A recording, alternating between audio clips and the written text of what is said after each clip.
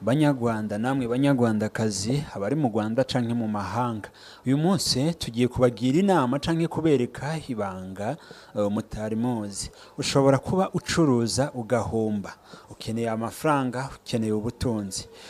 Nguyu Muganga Gakondo akuremera, agukorera ibitangaza, mbese amafaranga yawe akabasha kunguka mu kanya isase mu gihe gito wewe ukuntu utabitekereza. Wigeze kuba ucuruza ugahomba, uyu Muganga Gakondo rero aguha umuti ugufasha gucuruza ukunguka ukabona amafaranga ku rugero rushimishije.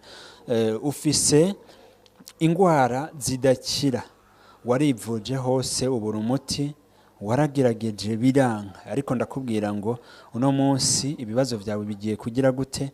Bigiye gukemuka. Ibi bintu abantu benshi ntibagiye babimenya, ariko no kubwira ngo abamenye uno muganga canke abamuvugishije nibo bagiye bavuga ibigwi vyiwe.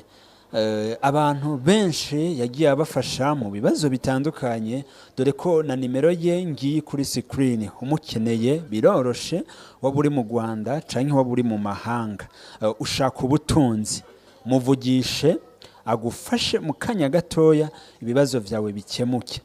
Ufise ikibazo umugabo wawe aguca inyuma, ivyo rero Muganga Gakondo arabishoboye. Aguha umuti, urugo rwawe rukabasha kumera neza, ukubaka neza, umugabo wawe akagukunda canke umugore wawe akagukunda ata kibazo na kimwe. Niba aguca inyuma, ashobora kuguha umuti ku buryo ushobora kumufatira mu cyuho. Mbaza ntibigenda gute?